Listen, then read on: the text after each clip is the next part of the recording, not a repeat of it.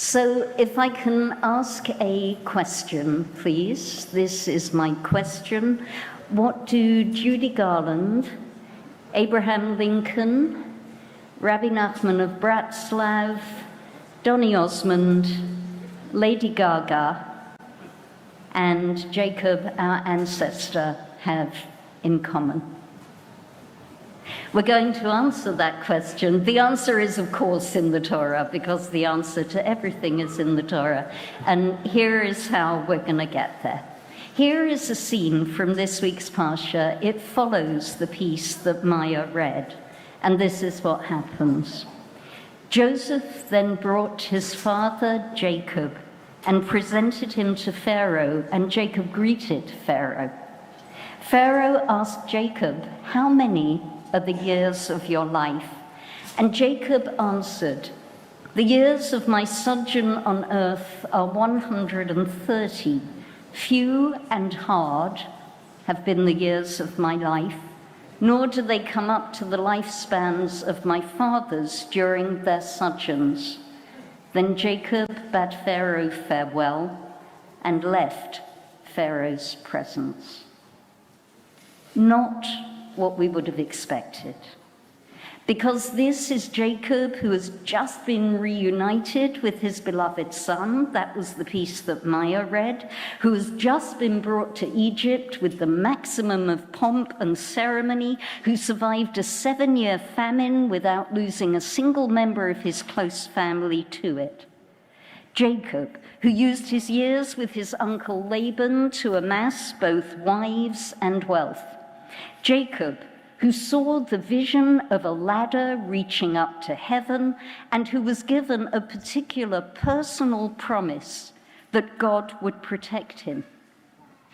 And yet, even after all that, he says, "The years of my sojourn on earth have been few and hard, nor do they come up to the lifespans of my fathers." And then he turns around, he turns his back on Pharaoh and walks out of the room. It seems, doesn't it, that his life really does feel that way to him in his moment.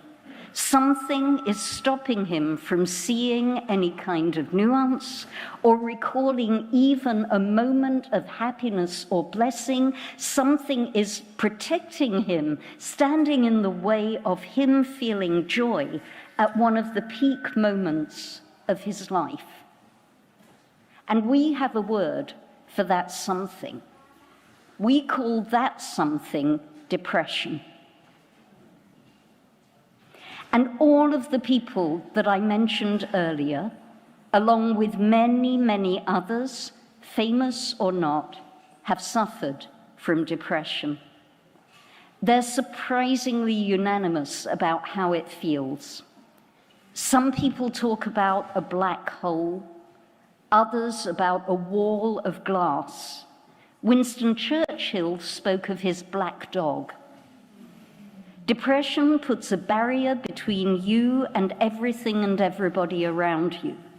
You are brutally, irrevocably alone, and you are falling or in tailspin. Your life hangs on a thread, and you have no power to stop any of it.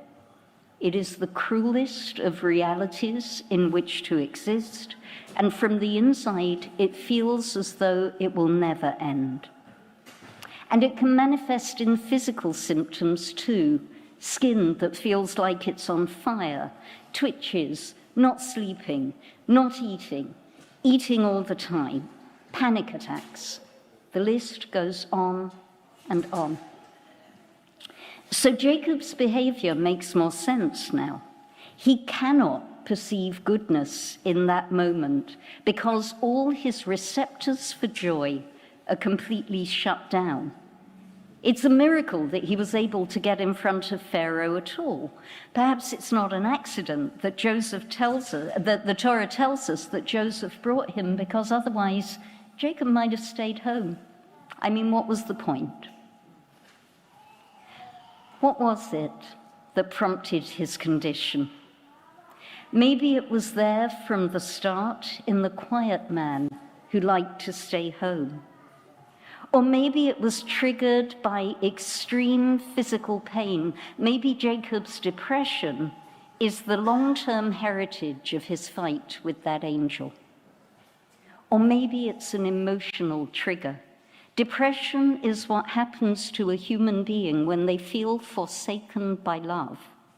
Jacob lost Rachel. He lost Joseph, or thought he did. He nearly lost Benjamin, and he simply can't get past it. But there's also a critical moment that comes just before what we read this morning. It's the moment in which the brothers tell Jacob that Joseph is alive. And the Torah tells it like this. It says, they told him Joseph is still alive, and what's more, he's ruling over the whole land of Egypt. And Jacob's heart went numb. Vayifag libo, for he did not believe them. Vayifag libo.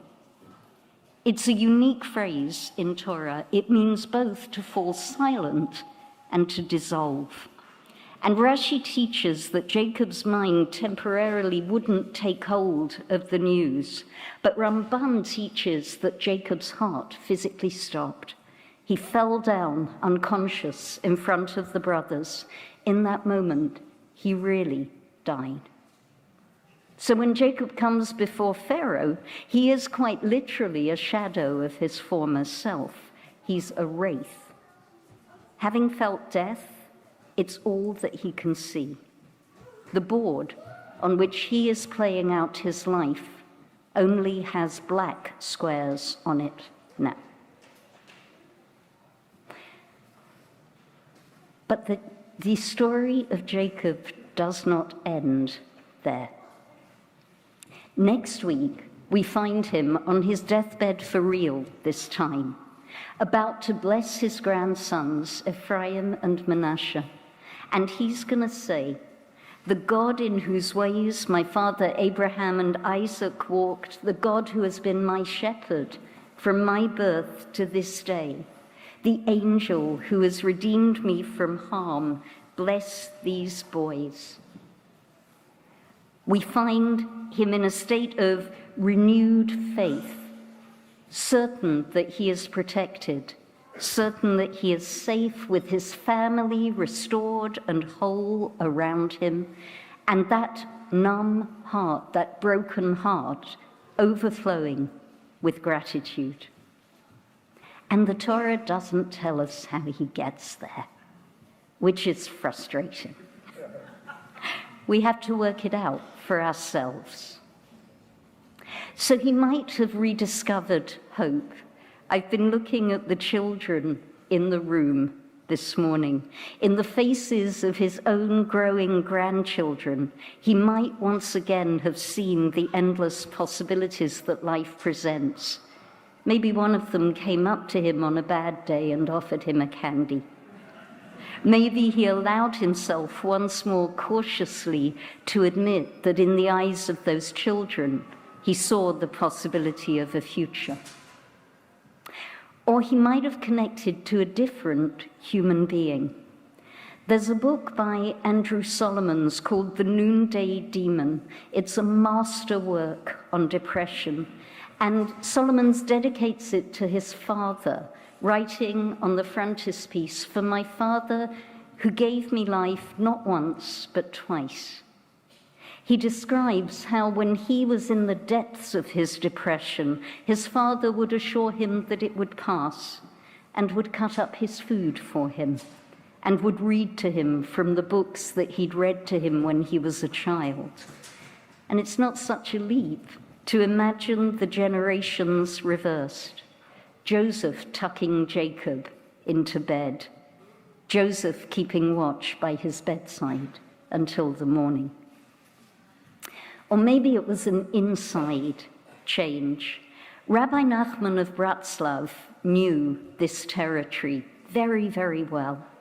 And he taught that when we feel at our most isolated and our furthest from God and our most irredeemable, when we are struck dumb, by the immensity of our sorrow with black bitterness and weight pressing down on us, that is the time when we must look deep inside ourselves and find one tiny point of goodness. Just one. Just one, because just one is a start. And perhaps somewhere in the secret space between night and morning, as one parsha becomes another for us when we read the story, Jacob found that single pinprick of light. Whatever it was, whether it was love, whether it was connection, whether it was faith, or whether it was just looking and looking for the light, Jacob comes through. And Jacob's experience is imprinted on all of us. Everybody sitting here today, all Jews all over the world, are Bnei Yisrael, children of Israel, the family of Jacob, this Jacob. Each of us carries a measure of him inside of us. And so on some level, each of us has made, or is making, or is capable of making that journey from depression to hope, from death to life. On some level, deep inside ourselves, we know that even if our hearts are struck dumb by the events of our lives, we also have the means to persuade them to beat once more. It's written on our DNA. And maybe that is why we can translate Jacob's name, Yisrael, as survivor. To survive an experience that threatens to destroy us, changes us forever. And Andrew Solomons teaches that when a person has weathered depression and stabilizes once more, they have a heightened awareness of joy. They have additional receptors to find joy in the everyday. And even more, they find joy in giving joy to other people. So as we read this again this morning, it's teaching us what we need to do. We are survivors of cruel experience. So it becomes our sacred task in the world to access and transmit joy. That's a big ask. But this is what the Torah seems to be saying. We move from the dark to the light, from death into life, and from the depths of depression toward joy. Not pleasure. Pleasure is ephemeral. The kind of joy that we can only find because we have wrestled with its opposite. The joy not only in our lives, but in our ability to give joy to other people. We always read this part of the Torah, as Rabbi Jensen said, close to the solstice, when the days are at their shortest, and when in our lives we have the greatest proportion of darkness. But we can tell ourselves we see light better in the dark. So can we do it? The Torah sets a challenge for us this week. Can we take it up? Can we ask ourselves, how will I access joy this week?